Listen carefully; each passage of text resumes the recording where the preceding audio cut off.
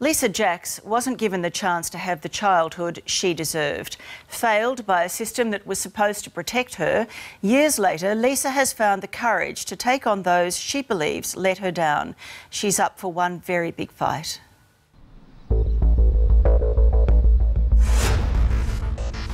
You learn to bury it, but it's always there. The situation with DoCS is not slightly improving, they're going backwards. Overstretched family services workers, they walked off the job. They'd had enough of being underfunded. Too many children were slipping through the cracks.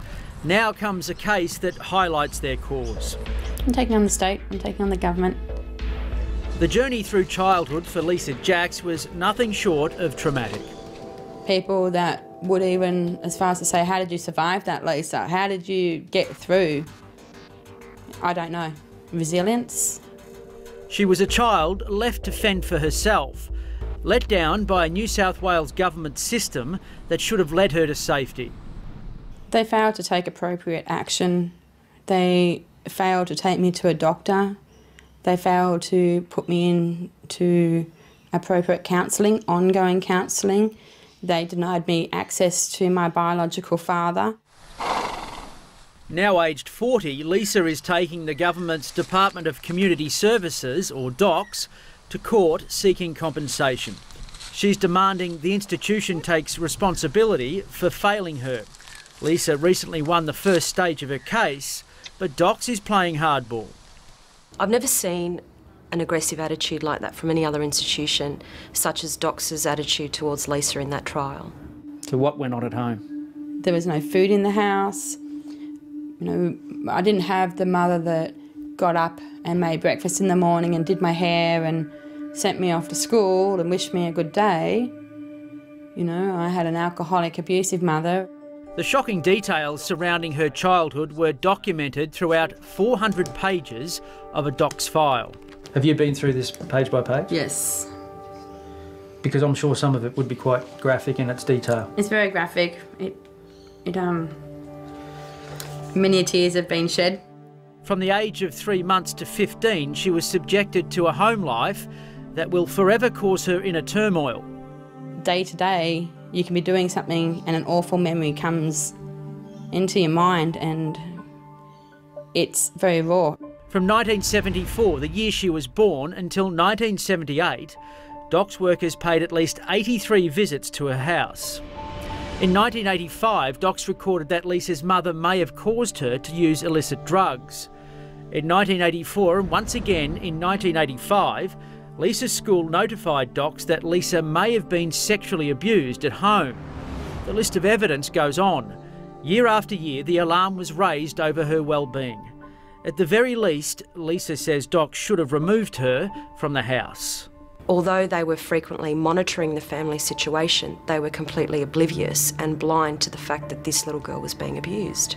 Lisa ran away from home on several occasions. Where DoCS was failing, her childhood friend, Jenny, helped pick up the pieces.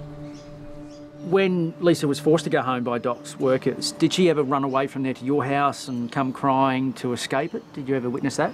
Yeah, all the time she would, come down and tell me that she'd been brought back again. During that period of your life, did you feel lost? Yes, because I wouldn't go home. They kept taking me home.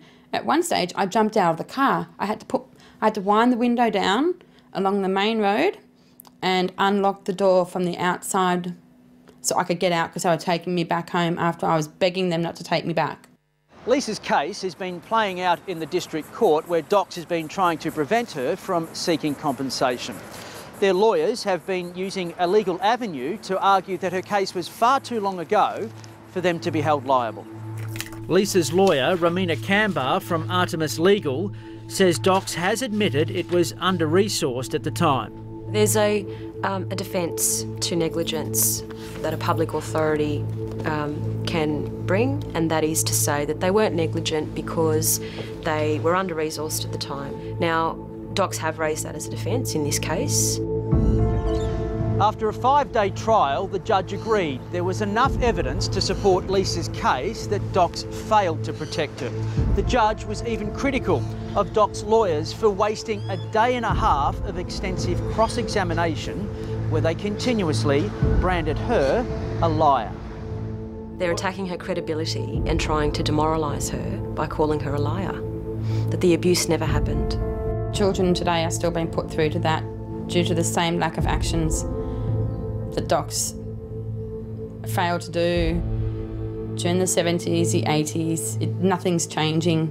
We're still hearing reports of children turning up dead because of resources and funds. Stop the cats! Recently, overstretched Docs workers have been calling for change too. This year they walked off the job, protesting cuts to funding and staff numbers by family services in New South Wales. Unless somebody higher up in the department acknowledges that either new policies need to be created or more staff, more funding, more resources, we're going to have the same problems occurring 20, 30 years down the track. I have no doubts. It's preventable.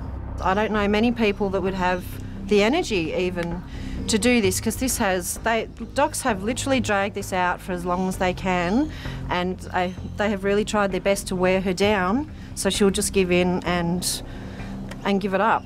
And yet, in another blow from Docs, the authority is now appealing the case. Docs is perfectly happy to waste a lot of taxpayers' money on lawyers, then pay people like Lisa a modest amount of compensation. It's not about me. We need change in a department that hasn't worked for a very long time, and my story is proof. And a spokesperson from Docs told us the department wouldn't comment on Lisa's case because it was before the courts. Lisa maintains she will keep fighting.